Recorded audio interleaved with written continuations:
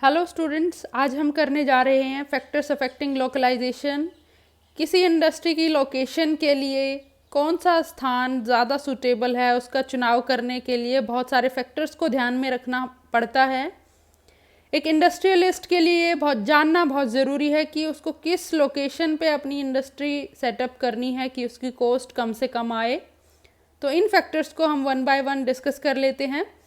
First is availability of land and cost of land. Land की availability सुनिश्चित करना बहुत महत्वपूर्ण है और उसके साथ ही साथ कॉस्ट, किस कॉस्ट पे वो लैंड अवेलेबल है, क्योंकि जो भूमि की आवश्यकता है वो प्लांट लगाने के लिए भी, वहाँ पे स्टोरेज कैपेसिटी के लिए, गोडाउन्स बनाने के लिए भी, और जो वर्कर्स वहाँ पे काम कर रहे हैं उनके रेजिडेंशियल एरिया के लिए भी लैंड की आवश्यकता होगी। तो कॉस्ट को भी जानना बहुत महत्वपूर्ण है। Next is availability of raw material. उस इंडस्ट्री को किस प्रकार के रॉ मटेरियल की आवश्यकता है और वो वहाँ पे अवेलेबल है या नहीं, ये जानना जरूरी है। रॉ मटेरियल हमारे फॉरेस्ट प्रोडक्ट्स हो सकते हैं, एग्रीकल्चरल प्रोडक्ट्स हो सकते हैं, मिनरल्स हो सकते हैं, मेटल्स हो सकते हैं, और वाटर। तो ये इनकी अवेलेबिलिटी को सुनिश्चित करना भी जरूरी है। Third is availability and cost of labour.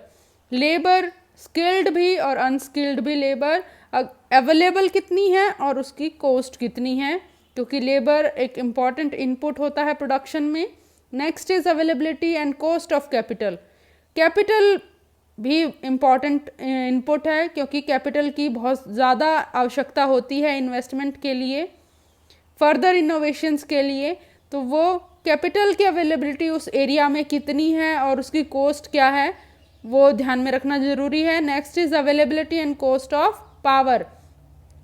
Power या एनर्जी का जो सोर्स है वो जानना कि क्या सोर्स वहाँ पे अवेलेबल है और उसकी क्या कॉस्ट है और उसका टोटल कॉस्ट पे क्या प्रभाव पड़ेगा, ये जानना ज़रूरी है। अगर हम देखें कि आयरन और steel industry, cement industry, mining, chemical industry, इन सभी में पावर की बहुत ज़्यादा नीड होती है, तो वो इसको बहुत ध्यान में रखेंगे कि वहाँ पे पावर की अवेलेबिलिटी कितनी है और किस कॉस्ट पे है। Next is transportation facilities.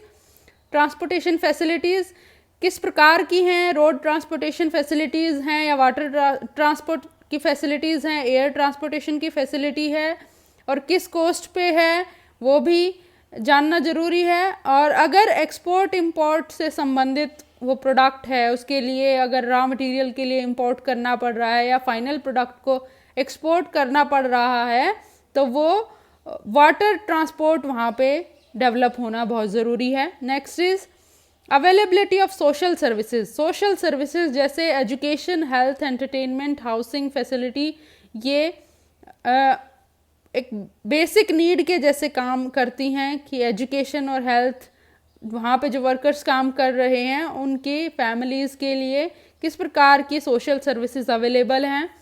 Next is communication facilities. In modern times communication facility एक इम्पॉर्टेंट फैक्टर बन के उभरा है, क्योंकि बहुत सारी रिसर्च और मार्केटिंग कम्युनिकेशन फैसिलिटीज़ पे डिपेंड करती है। Next is cost of living. वहाँ पे जो मज़दूर वर्ग है उसके रहने की कॉस्ट क्या आ रही है, उसको ध्यान में रखना भी बहुत ज़रूरी होगा। अगर वहाँ पे कॉस्ट ऑफ लिविंग हाई है तो उनको, लेबर क्लास को, हाई वेज देनी पड़ेगी, जो कि टोटल कॉस्ट को प्रभावित करेगी। Next is demographic factors. Demographic factors में हम देखेंगे कि टोटल पॉपुलेशन वहाँ पे जितनी अवेलेबल है उसमें से एक्टिव पॉपुलेशन या कहें इंडिपेंडेंट पॉपुलेशन कितनी है और उसका लेवल ऑफ एजुकेशन क्या है, ये जानना भी ज़रूरी है। Next is geographical factors. Geographical factors भी इम्पॉर्टेंट होते हैं, किस प्रकार की सॉइल वहाँ पे है, कैसा क्लाइमेट है, कैसी टोपोग्राफी है। टोपोग्राफी हमारी होती है स्थलाकृति। तो एक एग्जांपल हम यहाँ पे देख लेते हैं। ह्यूमिड अगर क्लाइमेट है तो वो कॉटन और टेक्सटाइल इंडस्ट्री के लिए सूटेबल होता है। इस प्रकार हम देख सकते हैं कि किस प्रकार का हम प्रोडक्ट प्रोड्यूस कर रहे हैं और उसके लिए किस प्रकार का क्लाइमेट की नीड है, वो वहाँ अवेलेबल है या नहीं। Next is position of market. Market वहाँ से कितनी दूरी पे है, मार्केट तक पहुँचने में कितनी ट्रांसपोर्टेशन कॉस्ट आएगी, तो वो भी, उसका कैलकुलेशन करना भी ज़रूरी है। Next is government policy. उस स्थान पे इंडस्ट्रियलाइजेशन के लिए गवर्नमेंट कितना एनकरेज कर रही है या कितना डिस्करेज कर रही है वो जानना ज़रूरी है। वहाँ की जो गवर्नमेंट है उनके टैक्सेस और सब्सिडीज़ को जानना ज़रूरी है कि किस स्थान पे सब्सिडीज़ ज़्यादा मिल सकती हैं, टैक्सेस कम हो सकते हैं, टैक्स एग्जेम्पशन मिल सकती है। या ये भी जानना ज़रूरी है कि जिस स्थान पे वो इंडस्ट्री लगानी है उसके लिए गवर्नमेंट परमिशन कितनी आसानी से दे रही है या वहाँ पे परमिशन मिलना मुश्किल है उस स्थान पे, वो जानना ज़रूरी है। Next is market structure. Market structure वहाँ पे कैसा अवेलेबल है, बहुत ज़्यादा कॉम्पिटेंट माहौल वहाँ पे है तो नया एंट्रेंट वहाँ पे एंट्री करने में हेजिटेट करेगा, क्योंकि जो एस्टेब्लिश्ड जो इंडस्ट्रीज़ या फर्म्स कहें वो पहले से एस्टेब्लिश हैं तो उनको कई प्रकार के एडवांटेज होते हैं, और नया अगर एंट्रेंट आता है तो उसको वो एडवांटेज नहीं होते हैं, तो वो इस प्रकार की सिचुएशन को, इस प्रकार की लोकेशन को अवॉइड करेगा। ये भी जानना ज़रूरी है कि वहाँ पे जो प्रोडक्ट्स प्रोड्यूस हो रहे हैं वो उस इंडस्ट्री के प्रोडक्ट के सब्स्टिट्यूट हैं या कॉम्प्लीमेंट्री गुड्स हैं। Next is various unions. बहुत सारी यूनियन होती हैं जैसे labour union, farmers union, traders union. अगर ट्रेडर्स यूनियन वहाँ पे ज़्यादा स्ट्रॉन्ग पोजीशन पे नहीं है और फार्मर्स यूनियन और लेबर यूनियन ज़्यादा स्ट्रॉन्ग पोजीशन पे है तो वो प्लेस सूटेबल नहीं होगा, क्योंकि लैंड एक्विजिशन की नीड होगी, लेबर की नीड होगी। लेकिन ट्रेडर्स की यूनियन बहुत ज़्यादा स्ट्रॉन्ग पोजीशन पे नहीं है तो वो एफिशिएंटली बार्गेन नहीं कर पाएंगे, इफेक्टिवली बार्गेनिंग नहीं कर पाएंगे। Next is work culture. उस एरिया में वर्क कल्चर कैसा है। Next is religious and social considerations.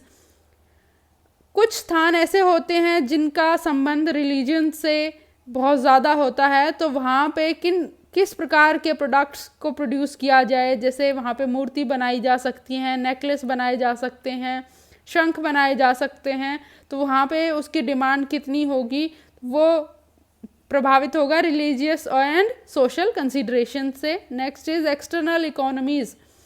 जिस स्थान पे हम इंडस्ट्री की लोकेशन के लिए उसको चूज़ कर रहे हैं या कंपेयर कर रहे हैं तो वहाँ पे एक्सटर्नल इकोनॉमीज़ कितनी मिल रही हैं।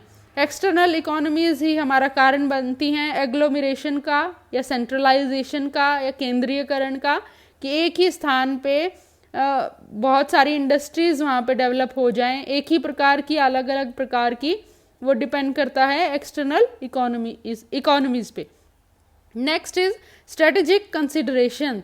स्ट्रेटेजिक कंसिडरेशंस में हमारा आएगा जिस प्रकार हम वार वेपन्स बना रहे हैं या कुछ एक्सप्लोसिव बना रहे हैं वो बॉर्डर के बिल्कुल नज़दीक नहीं बना सकते, क्योंकि वहाँ पे एयर अटैक होने की संभावना ज़्यादा होती है, तो उसके लिए बॉर्डर से दूर की लोकेशन को चूज़ करना पड़ेगा। Next is personal interest of manufacturer. जो मैन्युफैक्चरर का पर्सनल इंटरेस्ट है वो भी काफ़ी महत्वपूर्ण है, क्योंकि वो उसका डिसीजन भी महत्वपूर्ण है कि वो अपने आसपास का स्थान चुनता है या अपने एरिया को छोड़ के कोई दूसरी लोकेशन पे वो प्रोडक्शन करना चाह रहा है। तो ये हमारा लास्ट फैक्टर था, पर्सनल इंटरेस्ट ऑफ मैन्युफैक्चरर।